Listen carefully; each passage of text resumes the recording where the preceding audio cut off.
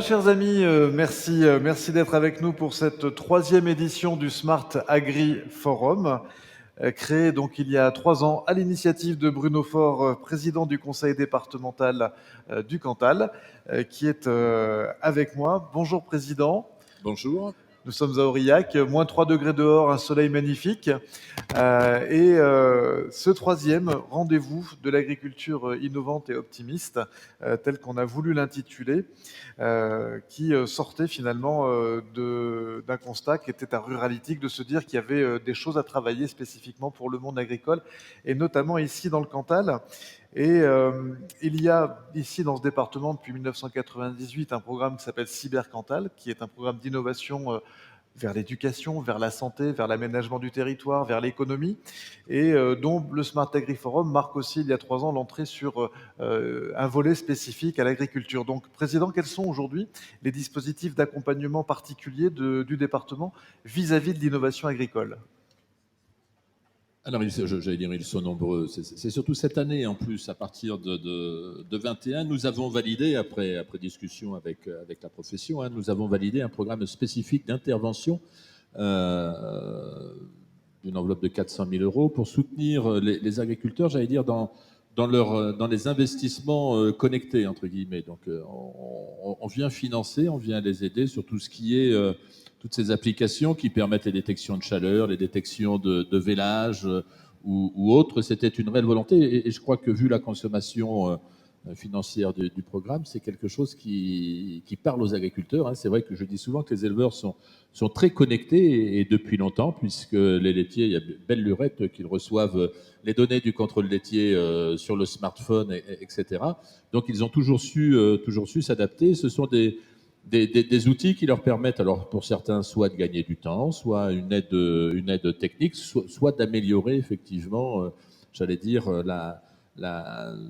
les productions qu'ils font. Vous parlez de consommation de ce programme à 400 000 euros. C'est, quand vous dites ça réagit vite, c'est-à-dire que la pertinence de l'aide, il y a un fort taux de consommation ou de demande ? Oui, tout à fait. Alors, on est un pays d'élevage, donc forcément, tout ce qui va concerner l'animal et autour de l'animal, notamment sur le vélage, sur la détection de chaleur, ça fonctionne très bien, puisqu'à toutes les commissions permanentes, on a un listing d'éleveurs, effectivement, qui émarge à ces mesures. Un autre volet important de votre politique, c'est la dynamique des circuits courts. On l'a vu l'an dernier avec le Drive Fermier 15, avec une explosion de la consommation en circuit court ici dans le Cantal pendant les différents confinements. Mais ça date pas d'hier. Vous êtes entré dans le dispositif agri-local en quelle année déjà ? Oui, il y a bien longtemps. Je crois qu'on était en 2015. C'était 2015. Et l'idée, effectivement, c'était de rapprocher les producteurs, alors qu'ils soient agriculteurs ou artisans, des consommateurs, enfin on va dire hors foyer, Oui. c'est-à-dire tout ce qui est collectif. Et donc nous leur mettons à disposition une plateforme de manière à ce que chaque producteur puisse signifier son produit et puis surtout que les acheteurs, les gestionnaires, les économes ou autres puissent aller piocher, enfin déjà avoir, on va dire, le panel de produits offerts sur le territoire et puis puissent contacter directement effectivement les producteurs. Donc c'est un système qui marche bien. Chaque année, c'est à peu près aujourd'hui, c'est plus de 25 tonnes de produits qui sont commercialisés, enfin qui sont échangés en lien direct entre producteurs et, j'allais dire, consommateurs, gestionnaires plutôt. Oui. Et donc c'est tout le travail d'animation que nous faisons d'ailleurs en collaboration avec la Chambre pour inciter les producteurs à faire connaître leurs produits et puis également l'animation que l'on fait auprès des gestionnaires, auprès des chefs de cuisine pour les inciter à consommer local. Parce que donc aujourd'hui, est-ce qu'on peut dire que tous les collégiens, parce que le département c'est les collèges, c'est vous qui êtes en charge de ça, est-ce qu'on peut dire que tous les collégiens cantaliens mangent cantalien ? Alors tous les collégiens cantaliens mangent un peu cantalien. On a des marges de manœuvre, dessus, d'une part, j'allais dire, de permettre aux producteurs de mieux faire connaître leurs produits, parce que si vous souhaitez que votre produit soit acheté, encore faut-il que vous soyez à même de le faire connaître, que vous soyez à même de le conditionner dans un conditionnement qui va à l'acheteur, de gérer les réseaux de distribution. Et puis, au niveau de l'acheteur, il y a deux conditions, on va dire, ou trois conditions. La première, c'est de savoir que vous avez capacité à acheter un produit qui est fait localement, d'où la plateforme AgriLocal, mais pas que. Encore faut-il sensibiliser les gestionnaires, les chefs de cuisine ou autres au bienfait du produit local. C'est de la meilleure qualité, il faut cuisiner, etc. Et puis les mobiliser, parce que pourquoi acheter ce produit plus qu'un autre? Voilà, il y a des vertus, il peut y avoir des vertus de santé, des vertus de circuit court, économique au niveau local. Donc, j'allais dire, c'est un triptyque, et là, c'est l'ensemble des intervenants, je pensais à la profession agricole, par intermédiaire de la Chambre d'agriculture, aux institutions telles que le Conseil départemental, voire à l'État, puisque lorsque je parlais de restauration collective, bien évidemment les collèges, mais on sait très bien que les collèges, ce sont les gestionnaires qui relèvent de l'éducation nationale, qui ont en charge, ce sont les anciens, enfin les nouveaux économes, ceux d'avant. Le cuisinier est un de vos salariés, mais voilà. L'économe, lui, est un salarié de l'État. Voilà, mais nous avons également les établissements hospitaliers, on a les EHPAD, enfin on a tous ces établissements effectivement qui sont partie prenante sur le développement de ces circuits courts. Est-ce qu'à travers AgriLocal, vous avez des éléments un peu de comparaison de département à département? Je crois qu'il y a une trentaine de départements qui utilisent AgriLocal aujourd'hui en France. Est-ce que vous savez si vous avez finalement un bon taux de pénétration, comme on dit en marketing, ou est-ce que c'est des données que vous commencez à arriver à consolider? Oui, alors d'un département à l'autre, on est complètement différent. Le département du Cantal est un département de montagne et hyper rural. Ouais, donc on voit. Vous ne produisez pas d'ananas. Il n'y a pas d'ananas effectivement dans le département, mais on a une gamme de produits, très très diversifiée. Et puis à côté de ça, vous avez des départements qui sont un peu plus urbains où il y a un peu moins d'élevage et autres, mais globalement en intégrant à la fois, j'allais dire, les producteurs, mais en intégrant les entreprises, on arrive à avoir un éventail de produits relativement large.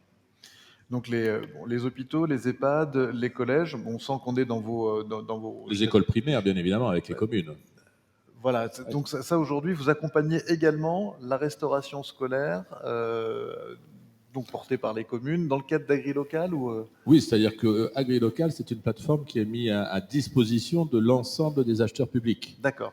Et ça gratuitement, qu'elle soit de notre compétence ou pas, c'est une volonté. On met l'outil à disposition et ensuite c'est l'animation que l'on peut faire.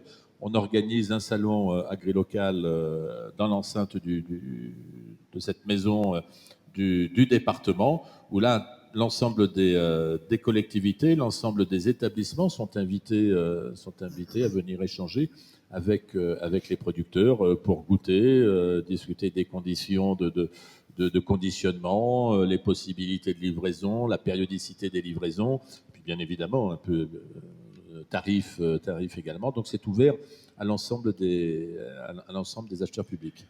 Et vous parlez d'acheteurs publics, est-ce qu'aujourd'hui une cantine d'entreprise, une structure privée peut également se tourner vers AgriLocal ou pas?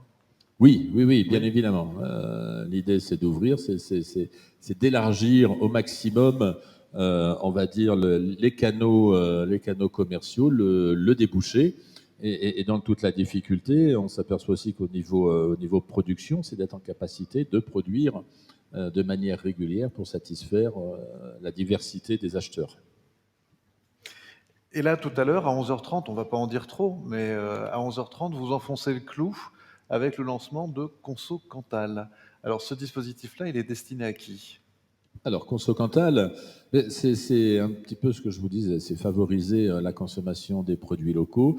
Donc, bien évidemment, le département étant signataire d'une convention, nous le destinons nous, au niveau des collèges, ce qui est de notre compétence. Mais la volonté, c'est bien évidemment que cette démarche soit ouverte à l'ensemble des acheteurs publics.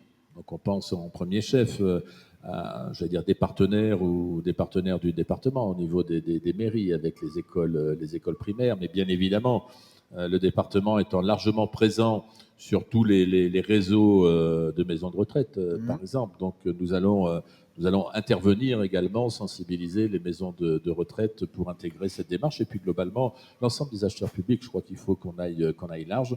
C'est une volonté du département, de la profession et de l'État au niveau du Cantal. Donc voilà, on ne se met pas de barrière sur les partenaires à cette démarche. Et comment on peut distinguer AgriLocal 15 de Conso Cantal? AgriLocal, alors AgriLocal, j'allais dire, c'est un outil. C'est un outil, c'est la plateforme. Oui. Donc AgriLocal fait partie de Conso 15. D'accord. Voilà.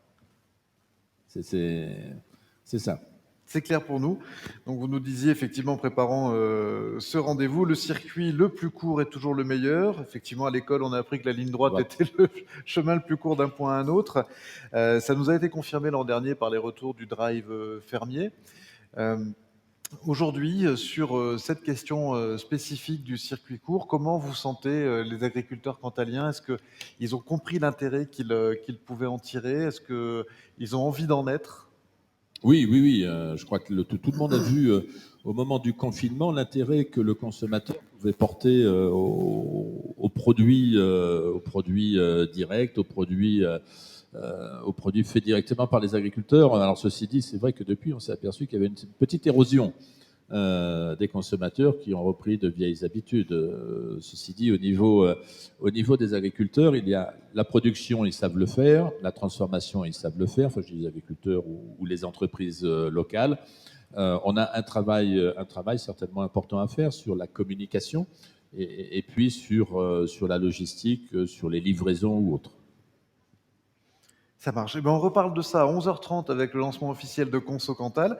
On vous applaudit, Monsieur le Président.